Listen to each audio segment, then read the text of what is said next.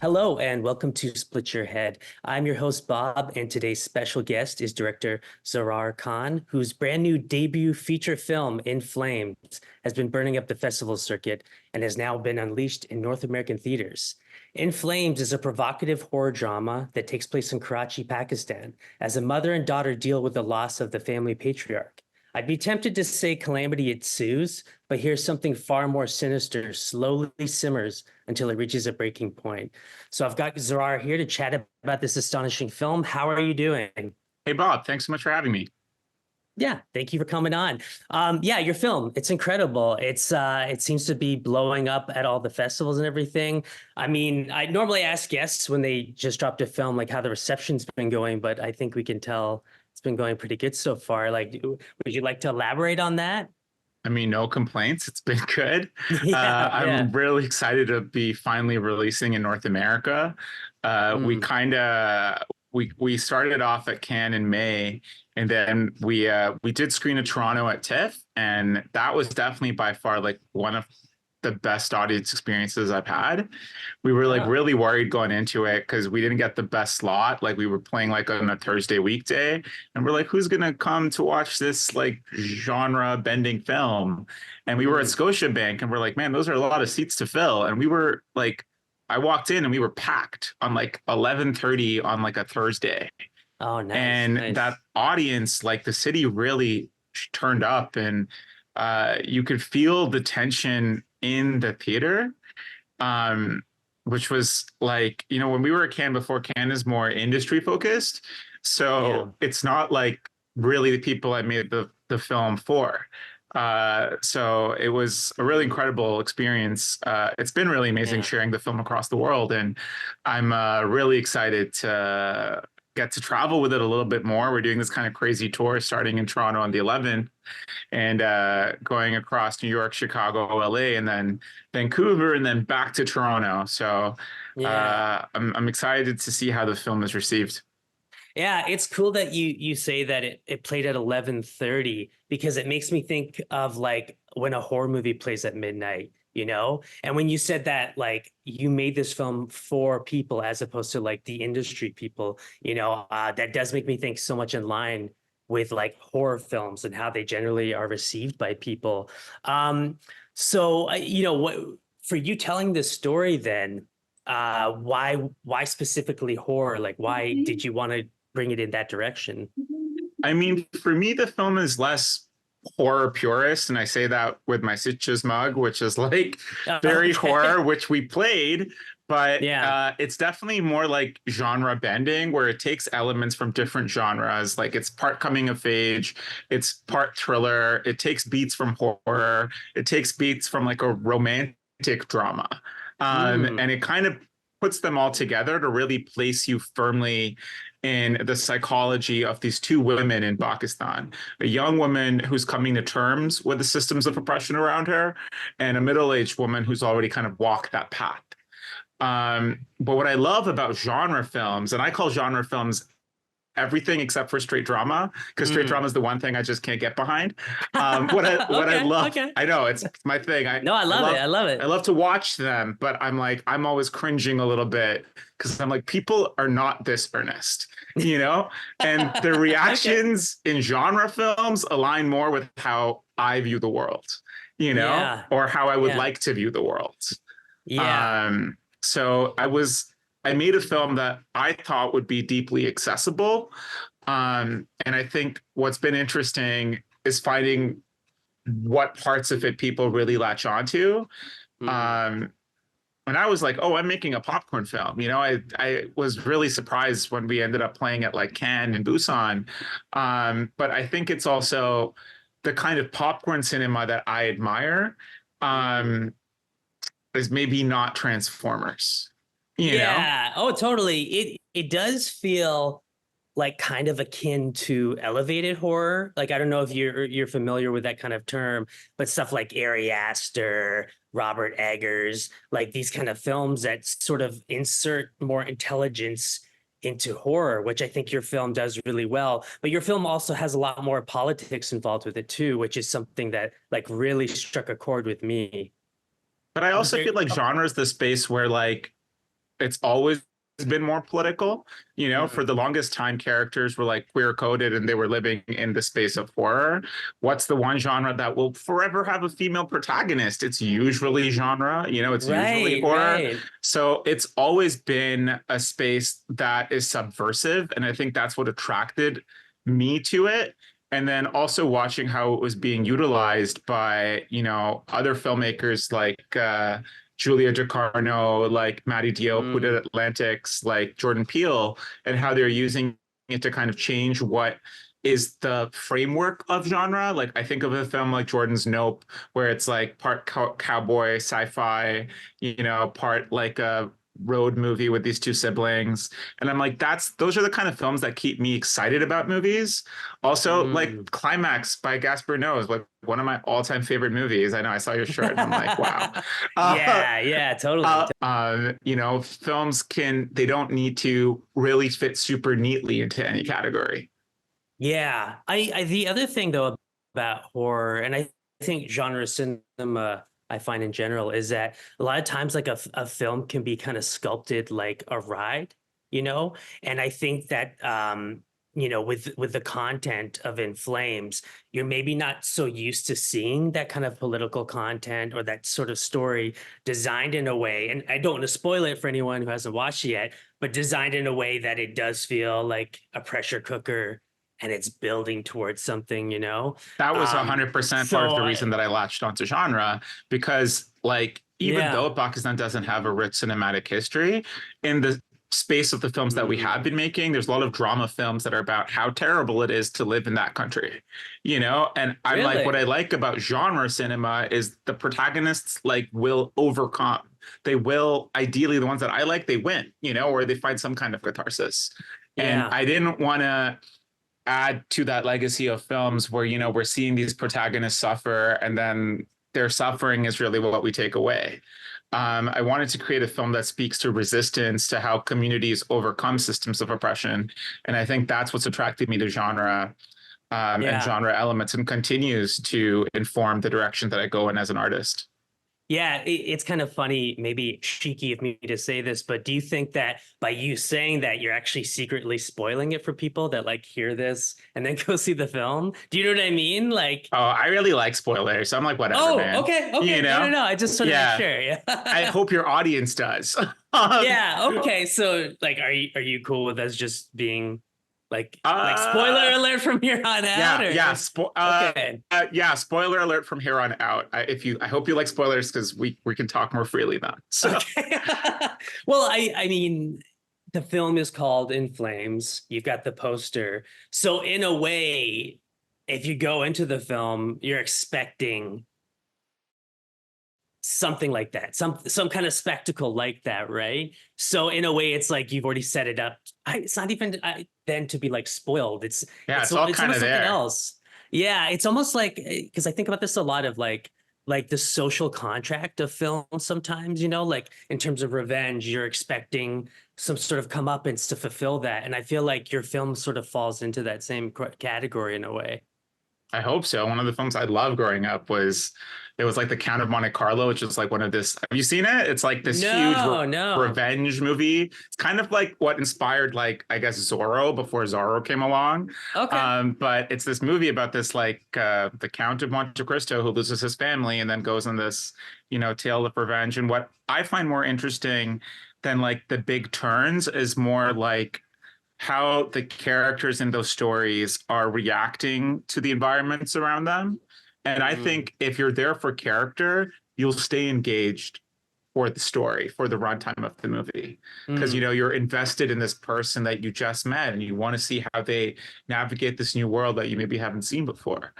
And I mm. love when movies take me on journeys like that. Like a big influence for me, I really like the work of Bertolucci, who I Okay. feel like was doing genre cinema, although I guess it's classified as drama, but you Yeah. know, um, his work would really put you in a world that you're not familiar with, and then introduce you to characters, and you just kind of never really be sure what the world is going to throw at them or how they're going to react to that. So Okay. films like that, another like a more contemporary version would be like Titan, you know, where Right, like right. we're Yeah. meeting this really badass character and who's going through insane things, and we're not really ever sure what's going to happen next. Um, Right, right. No, when you said Bertolucci, I was trying to remember the Bertolucci's I've seen. I was kind of getting a mix up with Antonioni a little bit because like Antonioni is Blow Up. yeah, Bertolucci did Last Tango in Paris, The Last Dreamers. Emperor, The Dreamers. Okay, When okay. I guess I was actually referring to like a really specific. Oh, What was sure, sure. He's made tons of films. Yeah. I think Oh, those are I the was ones I've thinking of The seen. So, Conformist, which is definitely like oh, his okay. most political film. Sure, sure. So I have a buddy who's like a much bigger cinephile than I We all am. do. We all do, Yeah. right? Yeah. So I'm like, hey, I want to get, and he's Italian, and I'm like, I want to get into Italian cinema. And he's like, Yeah. given your politics, these are the movies you would like. So Oh, okay. he recommended like The Conformist by Buderlucci. He recommended a citizen Oh, above investigation. investigation into a citizen above suspicion. Yes, again, Right. another like Okay. foundational film for me. Um, That's Elio Petri, I believe. I think And so. Yeah, I know of him because I'm a huge Giallo fan. I don't know if you're right. familiar with Italian horror films or Oh, anything I like mean, that. honestly, only D'Argento and like mostly through Oh, Suspiria and that one yeah. other film that he did. And I remember just like having a ball watching his work. Well, Um, considering In Flames, have you seen Inferno? no, is that him? I Oh, will watch it. oh yeah. It's a sequel to Suspiria. Oh my God, I need to And watch it. okay, like I have after seeing Inferno, I have like a general rule now that I like any movie that ends in flames. Like the ending Right? is so like Amazing. Midsummer Got is it. another one, you know what I mean? Like anytime I see that happen in a Banshees of film, Inisherin, another one. You totally. know? Yeah, yeah, Yeah. yeah. Like as soon as that happens in a film, there's something about it symbolically, there's something about it imagistically, there's something about it, as I was talking about earlier, like the social contract of a film. It's like you go in and you're kind of receiving like the most like biggest period at the end of the sentence, you know? Yeah.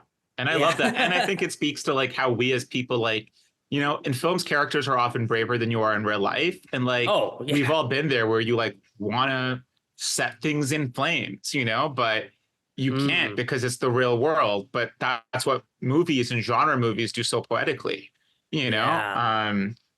That being said, fire's a nightmare to work with. So I don't Right, know if I'm right. going to be using fire again. Yeah. It was tough in every single way.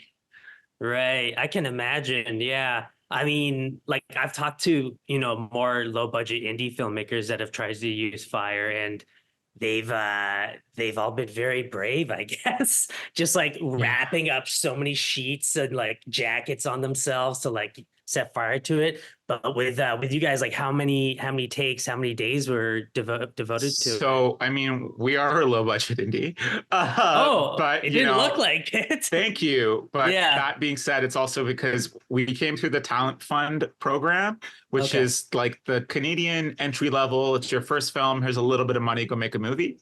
Sweet. And because we shot in Pakistan, the exchange rate really worked in our favor.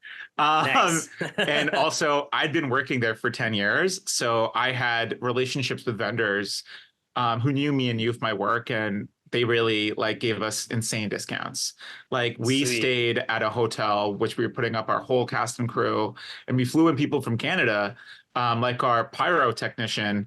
And like I had no idea where we were going to put them because I'm like, they can't all live in my grandma's house. Like where are these people going to stay? And Right, then we right. spoke to like a hotelier who gave us a hotel for 30 days for 30 people, and I'm like, that's Oh, like wow. 25 grand, So despite there not really being much infrastructure in Pakistan, there's a lot of people who are excited to be a part of something new and something that's like starting. Hmm. So, we're able to find support in those pockets. But yeah, with our pyro guy, he's this incredible um VFX artist, and he came in for 2 weeks. It was his first time in Pakistan. He was like overwhelmed, but also took us through like a bunch of different safety meetings, and also had to bring in a lot of the gear that he had because it wasn't available locally. Like we were using these special jellies that you rub on your arm and faces Right. so that it can't catch fire. And we had that one scene where like, the guy, spoiler alert, is choking and then the arm is on fire. And, Yeah. he's holding our lead talent and his arm is on fire. We shot that, you know, Yeah. and his arm was on fire. Like if anything Right. happened, we would have been destroyed. Yeah. So that's why, it was really important to us to ensure that we were doing these things, the safest that we could within the constraints that we had. And we were just, like we were able to wrangle a really incredible crew. Like our crew really went above and beyond. That's amazing. Yeah. So you've been shooting films in Pakistan for the past 10 years, is that right? Yeah. So Okay, interesting.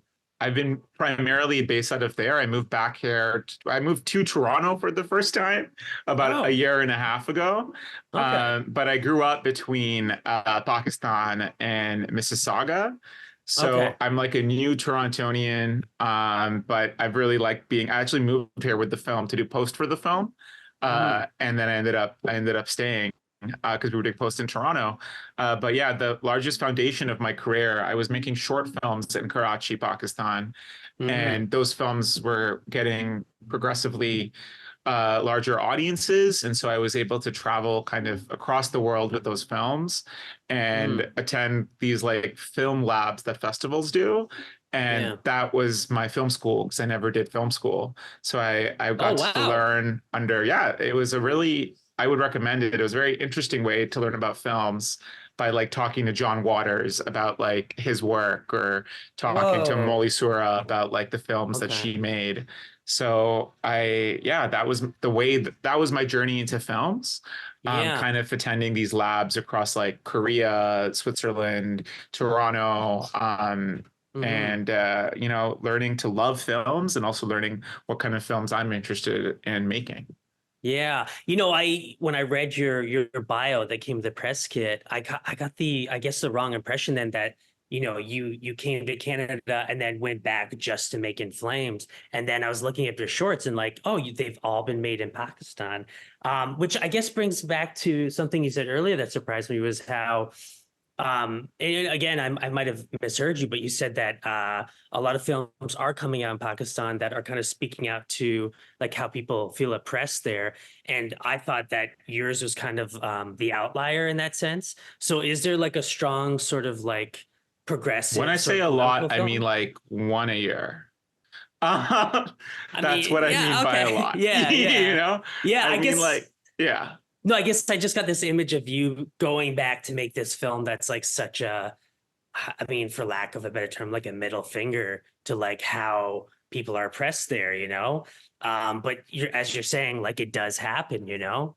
Yeah, no, but I lived there. So that was part of my experiences of building my career there, being born there, spending a lot of formative years there, and then also deciding to grow my career as an artist there.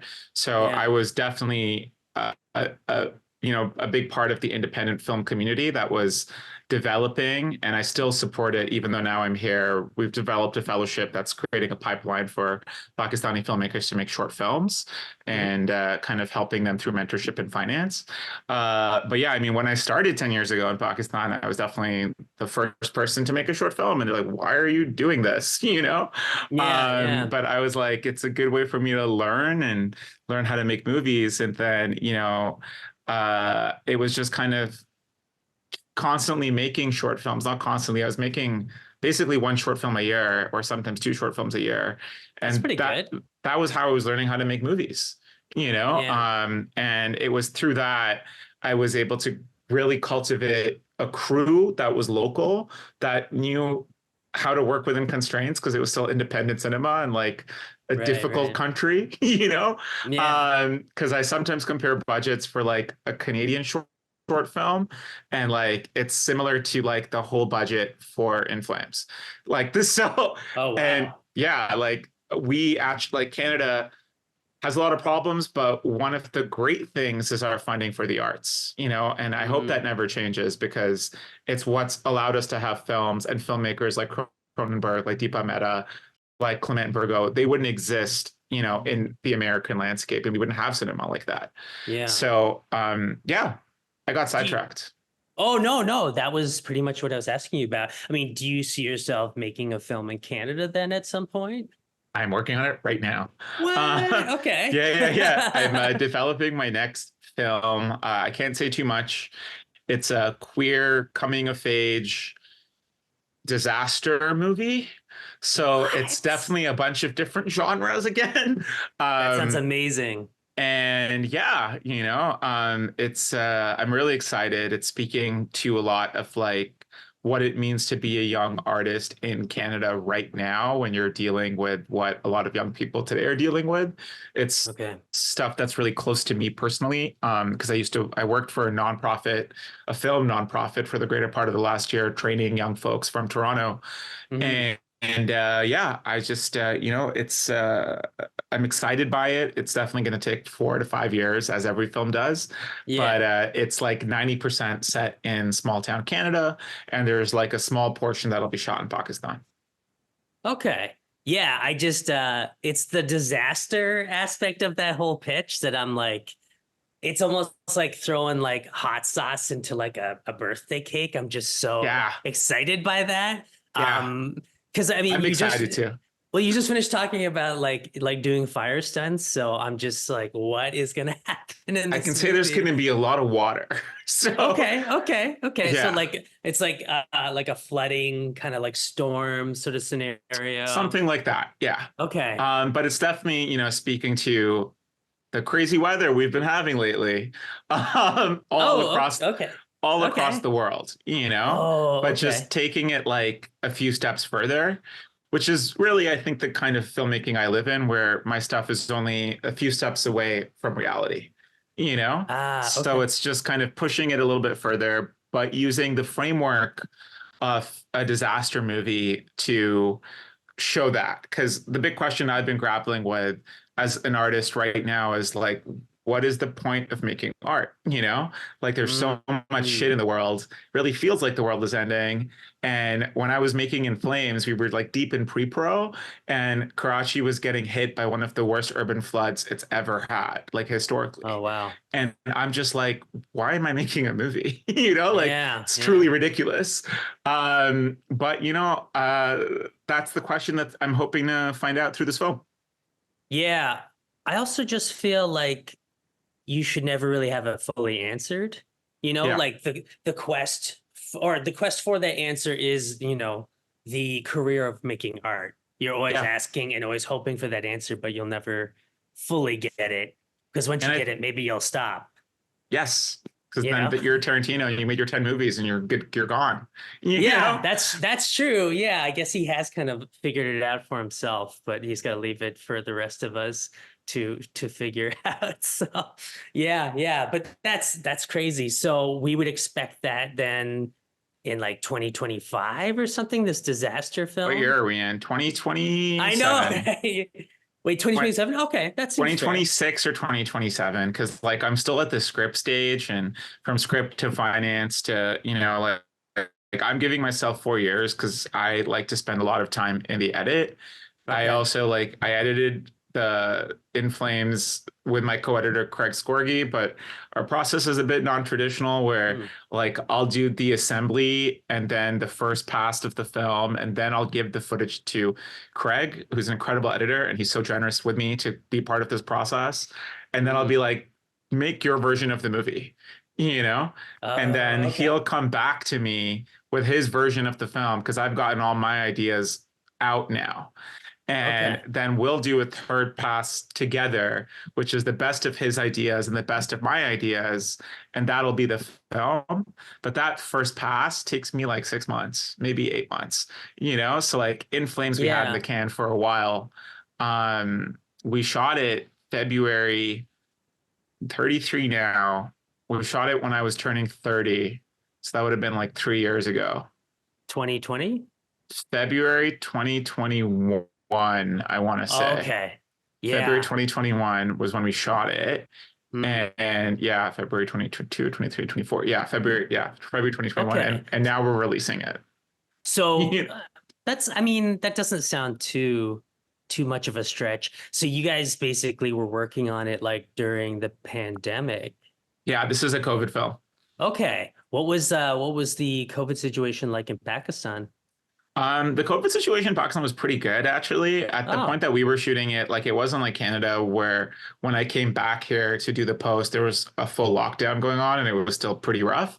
wow. But we were abiding by Canadian insurance because we're Canadian production. So we Right. had to have really stringent COVID policies on set.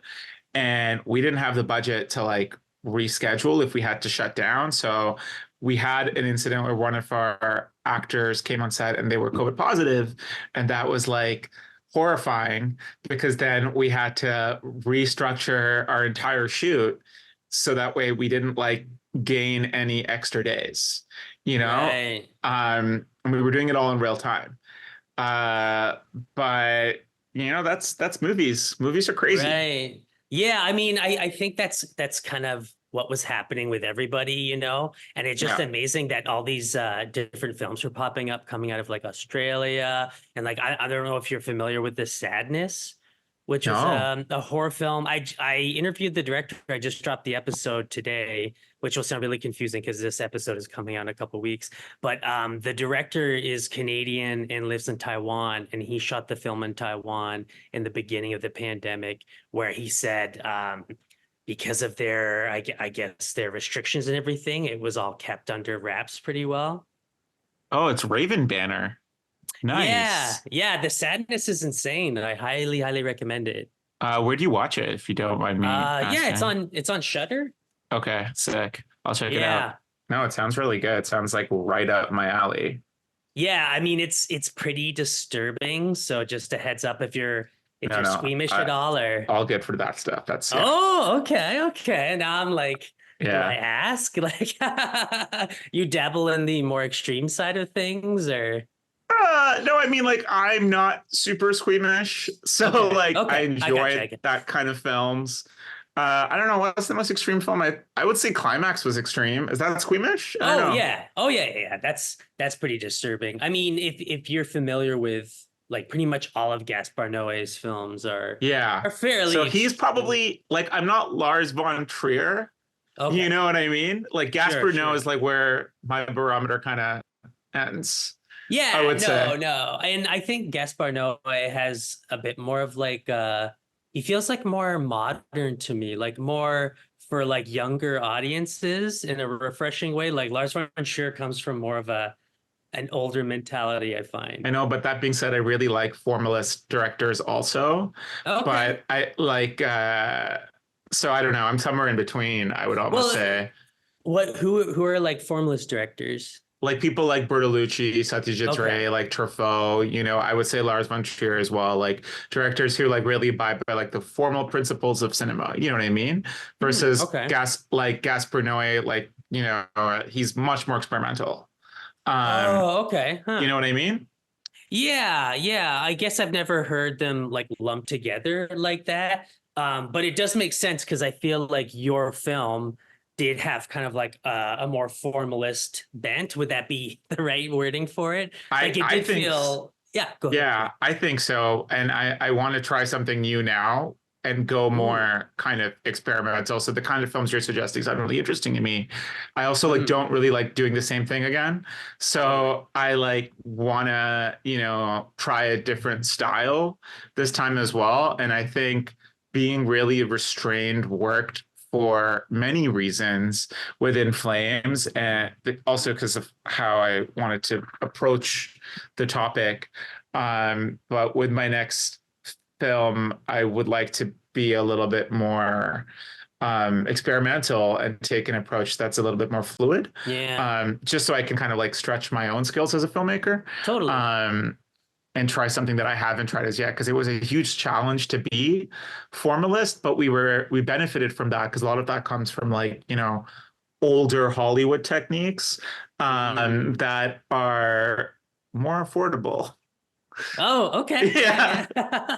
Well, I would say like with your film that it had such a like locked in tone the whole time. There wasn't really a lot of moments of levity. Like there was romantic drama, but there wasn't like a lot of comedy. And I Yeah. find that you kind of need that to really hone in like a solid building of dread, Yes. which pays off for the ending. To me, it's sort of like Kubrickian in a Yeah. way, like And I something like love Kubrick. Love oh him. yeah, like your God, Barry film, Lyndon is like one of my favorite movies of all time. I have seen it so many times. it's And great. I don't even know a lot of people who like Barry Lyndon. I don't know why I like that movie so much. It's funny because like I've met a lot of people, not a lot, but I've met, a handful of people, I would say, that are just like, yeah, Barry Lyndon might be my favorite Kubrick.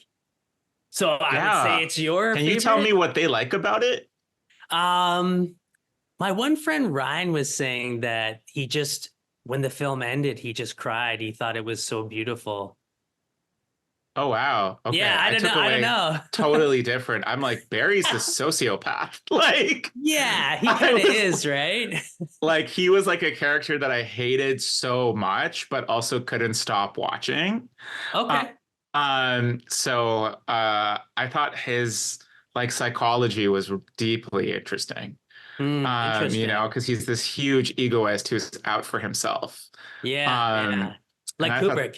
like Kubrick, Yeah. like most directors. So Yeah. But not Zarrar Kahn. hey, I never said that. Yeah. Okay. No, I mean, the principle or the idea of like an auteur director is such bullshit, because it takes so Yeah, many people to make a movie. totally. Um, but I also think something that we as a culture like now moving more and more further away from with like cinematographers, coming into the limelight, people like Roger Deakins, with people Yeah. knowing the names of composers, like Yeah. I think we're entering a different era where there's more of an idea that, creating a movie is so much work by so many people. Yeah, for sure, for sure. I also really like the idea though of like the director actor combos, like a director always having like one actor that they use for every film. I haven't had a chance to see your short films, but have you had like repeat actors of popping up in your films? Yeah, once I find someone I like, I just like keep using them. So Yeah, my friends joke that you're creating the Zarrar Kahn cinematic universe because sweet. they're all in the same movies, and then essentially all of my actors except for Ramisha and Omer, Mhm. they've all been in shorts of mine. So Ramisha played Mariam, Right. and we found her a few weeks before we were in production because we had another actress attached who couldn't do it for personal reasons, Oh, and we were panicking because we couldn't push the film out anymore. And yeah. my casting agent Mohammed Ali Hashmi put out a casting call, and Ramisha was a blind audition, and we did her audition via Zoom. And this, I remember like our shitty Zoom camera, and she was amazing. Like just her, like she literally, her presence was like otherworldly. And after Hmm. that 45-minute audition, I was like, she's it. She's the one. And then we Hmm. met in person, and like she has a really quiet presence in real life. But when a Oh, camera comes on her, she transforms. And this movie's her first time on camera. Like she comes from the world of theater. So this is the first time she's ever done anything on camera. And yeah. it's been so incredible hearing audiences resonate, hearing critics talk about her performance, because she's amazing. And I'm so excited to see where her career goes. That being said, Yeah. Bakhtaur Mazhar, who plays her mother, that this is also her first feature film. So for both of them, Oh, it's their okay. first feature. Um, and yeah, it was just an amazing, for me, I think the job of the director, one of the primary jobs on set is, yes, keep everyone motivated and, excited about the project, but really is to craft the performances and get people invested in and if people are saying that there's good performances, I'm like, that's my job done, you Yeah. know? Yeah, Um, totally. You did a great job with Ramisha then, because I actually made a note of that. I was like, I have to write down her name because she blew me away. Like her, as you said, her presence was just phenomenal, and she carried the film so much. Like I think she imbued so much like strength, but also like ambiguity at times. I think that was something that I really resonated with me about the film was there was this like ambiguous quality to it, you know? Like it wasn't clear cut the intentions or the kind of trajectory of all the characters in it. So she just embodied that so well to me, you know? So I'm hoping she's in the disaster movie. I mean, I'm hoping so too. Yeah, Yeah, she brings so much incredible like instincts and um presence, and the camera loves her. yeah, And yeah, like it's been a real joy to see people embrace this character, because so much of it was kind of like on her shoulders, okay, if this film was going to work or not. yeah. And she delivered every single time. Hmm. So yeah, man, it was really good. And I'm excited. I'm going to be seeing her now because we've kind of done different trajectories of festival tours. Oh, So okay. she was doing the Pakistan theatrical release, then she went to Saudi for Red Sea, and now she's coming, and then she was here for TIFF as well, and she did Calgary and Vancouver, and now she's coming back to do North America. So I'm going to be Nice. reunited with my leads next week. Oh, cool, cool. That's awesome. So the film then in terms of like Pakistan receiving, like how has Pakistan, the general public in Pakistan that have seen it, like what have they thought of it so far? Been divisive, I'm not gonna lie. Okay. It definitely sparked a conversation. Yeah, one of the like leading critics, who's, I hate to say it, he's a guy, he's older, and he was like, well, this is not a problem. The patriarchy is not an issue in Pakistan. And like Oh. fundamentally was angry that this film was exploring that. And I understand that's his perspective, but it's negating a lot of the real horror and the real life situation of an entire gender in the country. And Mm. simultaneously, the film has been embraced by younger audiences, who I think are willing to. I just think social media has changed the wiring for young people, and Totally. there's more of like we can see how things happen in other places, and we're not okay with what's happening here. Yeah. It definitely sparked a conversation, but it was always meant to do that.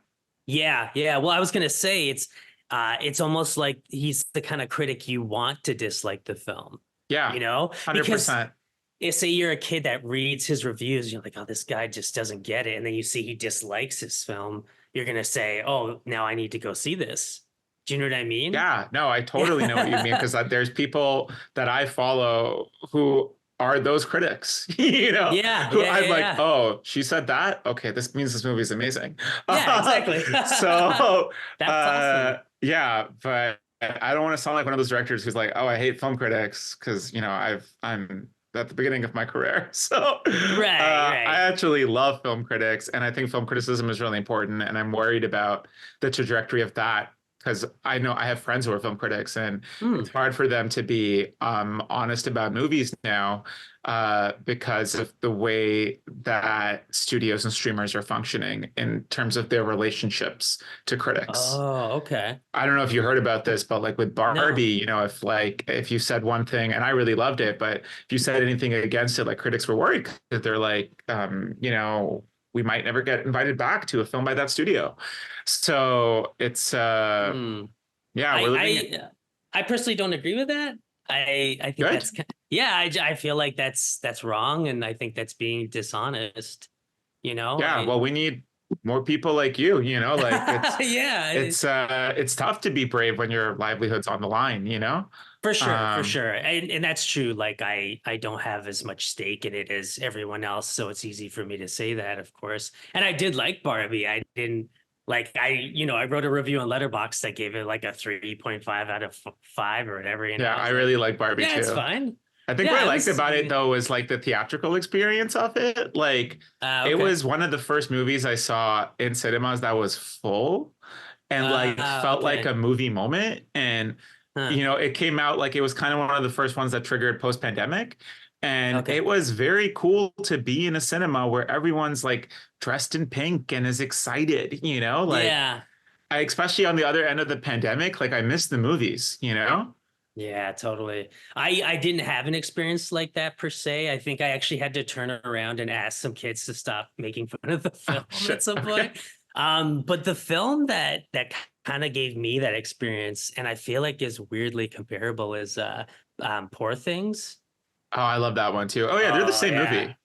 In a way, right? They Like there are. is something similar going on, and Poor I Things think is like the art house version of Barbie. Like that's totally what I yeah, came out of that movie saying. I was like, these are the same right, movie. right. But I think because it is an art house version of it, it's willing to go a step further. And I kind of do feel like if you're gonna say something political, it shouldn't go down easy, you know? Yeah. Which again, it's like it Yeah. ties back to In Flames, like you picked a horror film to get Yeah. across your message so that people are like, wow, this is something I really need to think about. It's not an easy to consume message.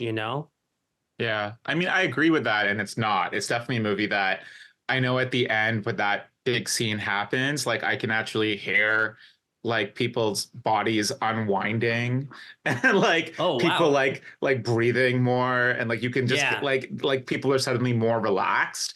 And like the film's described as suffocating, it feels like that. You are immersed in this difficult world. Yeah. And that, was something I always wanted to do with this film. I wanted you to walk in the pathways of these characters. But with both Poor Things and Barbies, I was definitely Barbies. What I admire about Poor Things, because Hmm. my issue with Barbie at the end of the day is like it's based on a toy and it's like a hyper Yeah. capitalism, like you know what I mean? It's really 100%. it's really also it's not just functioning as a movie, it's also functioning as an ad versus Poor Things can just function as a movie. So I admire the incredible craftsmanship and Poor Things of creating this world. I admire in Barbie how they were able to make a human version of a Barbie doll set. Like I'm admiring different things. Yeah. Um, Yeah. but they're both, I enjoyed Barbie better, but it's two things. Your cinema Oh. experience can really impact your experience of the movie. Barbie, I went in, it was one of the first movies I'd watched after the pandemic. Um, Mm. Poor Things, I went in, I had a headache. Like I went in with one and like I just like taken like a Tylenol, and then that score does not go down well when you already Yeah. like, you know what I mean? I was like, are Yeah. they just like screaming on a like it was like the violin just being pulled apart, and I'm like Yeah. like yeah, That does sound like the worst film to see with a headache. yeah, It's even aside from the score, like Emma Stone's performance does feel kind of grating if you're just yeah, not ready for it. So I can appreciate that. It just sounds like you had a yeah. bad time at a restaurant. It's just Yeah, like the and it had food. nothing to do with the restaurant. It's like I came in with my stomach was upset. Right, exactly. Yeah. You, Uh, you gotta you gotta try the food again, I think. yeah, I think I Yeah. will. But Yeah. I mean, I think it's a great time for female-led movies, and I'm so 100%. happy to see them getting all their accolades. Because we need to see new perspectives, we need to hear fresh perspectives, because that's what's kept cinema exciting for so long. You know? Hmm. Yeah, yeah. Um, yeah, Did you see Love Lies Bleeding? yeah. I was like first day for show. Oh, nice, nice. Okay. It was great. Have you seen it? Yeah, I just saw it on Sunday. And It it's funny because there was a woman sitting behind me who I don't want to spoil it, but the scene with Dave Franco, that's very disturbing. That oh, he right, got it, yeah. yeah, and this one behind me went, well, that's one less scumbag. She Yeah, said that well, behind me, and I she was was like, giving a full narration during the movie. pretty I much, yeah, yeah. I love that. I love it when people do that. That makes me happy. So- Well, again, it just made me think of your film, like picturing someone at the end going, "Yes," because I did that when I watched it. yeah, Yeah. that was one of my favorite letterbox reviews because I read them all and I've read yours. Oh, okay, good, Where, good. where some guy was like, when that scene happens in Flames, they're like, this motherfucker, like. Yeah, And yeah. I'm like, man, that's exactly how I wanted it to come across. But I really, yeah, it's been super great with the film and with Love Lies Bleeding. That's the trajectory of an artist that I aspire towards, where like she Oh, came from like a Saint Maud, which was very like tense, much more genre than In Flames, I would say. And then went into a film like Love Lies Bleeding, which is this really hodgepodge experimental road trip film in some ways. You know what I mean? Mm. I, I feel like I started off a little bit more experimental, so it's probably just going to be even weirder moving forward. Like your short films are more experimental? Well, I mean, in terms of like how I'm patching together genre versus I Okay. felt like Saint Maud is a more clear genre experience. Do you know what Okay. I mean? Yeah, yeah, I think so. Yeah. Like Um, it's more like religious horror and folk horror kind of yeah, like it combined. lives in a very clear world of what this film is. And within Flames, I did want to combine all the different genres that I enjoyed, which is why it also has a romance montage. You know? Right, right. Um, it's putting them all together. And I love what happened with Love Lies Bleeding. And it went so out there that I was not Yeah. expecting that at all. You Yeah. know? My friend who I mentioned earlier is a huge fan of Barry Lyndon. He said when he saw in theaters that the whole crowd loved it, and then as soon as the ending came, people booed, and they were like freaking out about. I mean, I don't want to say what it is, but you know what I'm talking about. Like, there's a I big. imagine everyone's seen Barry Lyndon at this point. The film came Oh out no like no no 40. no! Not Barry Lyndon. Sorry, Love Oh, Lies Love Lies Bleeding. Bleeding. Yeah yeah I was yeah like, okay, why are we hiding this spoiler yeah. for I don't even remember how Barry Lyndon ends. He dies, I uh guess. I don't know. yeah, I mean the Love Lies Bleeding ending. What happened? I'm spacing. Oh, we can't talk about that. Um oh yeah, I I don't love know. that moment. That was Yeah. amazing. That was my Yeah. favorite bit of the film. Well, I don't know if I'd say it's my favorite bit, but Okay. I think it added to the whole Yeah. world of it. So, you know. Yeah, I was Yeah. like, I was here for it, you know? Yeah. It was so batshit, and I don't think anyone could have seen it coming. I definitely didn't. If someone did, I'd be No. like, what movies are you watching that you saw this is the trajectory of the film? Right, right. Um, and I think it Any kind of works with a filmmaker as well, given Saint Maud, you know, where that mhm. ending of that film was also like, oh, is this happening in her head or is it happening in real life? Yeah. And it also ends in flames. It does. It Yes. Brought does. it back, It baby. does. Thank you. Okay. You're better at that I than I am. I'm getting a bit of practice doing this. But yeah, I do understand that we have to wrap soon, and we do have a questionnaire that I'd love to hear you answer to the best of your ability. Some questions people get stumped on as well, so figure I'll fit a few extra minutes so you can tackle this. So you ready? Yeah. Okay. Tea or coffee? Coffee. I'm Okay. like right now. Oh, nice. Yeah. Just get like a straw in the air. Yeah. Yeah. I'll take Okay. an IV. Oh, Yeah. nice. Choose one film for the rest of your life. Uh, that's tough. Um, that's a really hard question. Yeah. Uh, I have two. Can I do two answers? But No one like, said it before, but why not? okay, one is like my like I'm a serious filmmaker answer, and one is like the other one, like the real one, probably, Okay. which is like The Big City by Satyajit Ray, which is this really beautiful film that I hope your viewers seek out. Okay. Um, about a family in India in the 1960s that are coming to terms with like capitalism and gender roles and how to live in a place, but is really beautiful. Okay. And then the other one is Matilda. Oh, really? I didn't expect Yeah, that. Okay. it's a happy movie, you know? And if you can Sure. like it's about fucking the man and a bunch of people working against an oppressive system. Sure. Yeah. Yeah, I never thought about it in that way, but why not? Yeah. This is the one with the little girl. It's like based on Raw Doll, right? Yeah. Okay. Yeah. Okay. All right. If you had to be an animal, which would you choose? Panda. Panda? Okay, nice. Yeah. No one's ever said that one before. So, They're asleep uh, most of the time. Pandas? Okay. Because Yeah. people usually say cats for that reason, right? No, pandas are also eating all the time. Okay. So it's like a win-win, you know? Yeah. Okay. Yeah. Fair enough. What happens when we die? I think you're sleeping, which I look forward to. Yeah. Really? So are you dreaming then?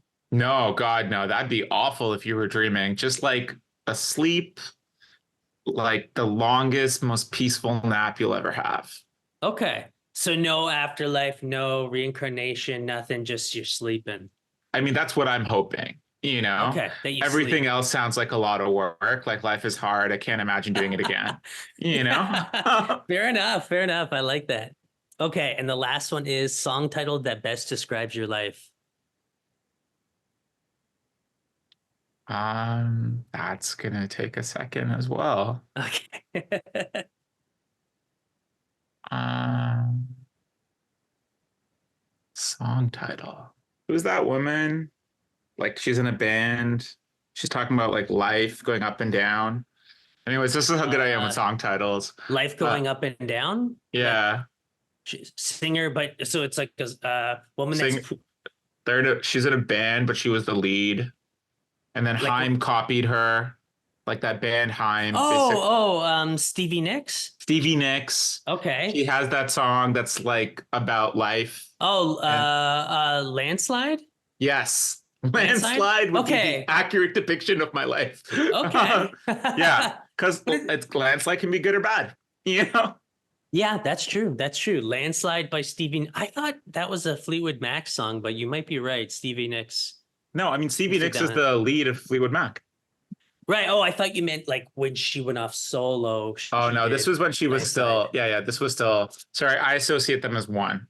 Oh no, Yeah. that's totally fair. I get that. Okay, well, that's it for the questionnaire. Yeah, if there's anything else you want to plug, your film just opened on April 12th in Flames. It's pretty much open across North America at this point, right? Yeah. So people just have to look up if it's available in their different theaters in their cities. Yeah, we're And going to be in Toronto, Vancouver, LA, Chicago, New York, New Jersey. Follow Game Theory and In Flames on Instagram to hear about new screening times. And yeah, we're doing a Q&A tour, so come out and ask any questions that weren't asked on this chat. But yeah, thank you so much for having me, man. This was a lot of fun. Yeah, thank you. That was awesome. All right. Have a good one, man.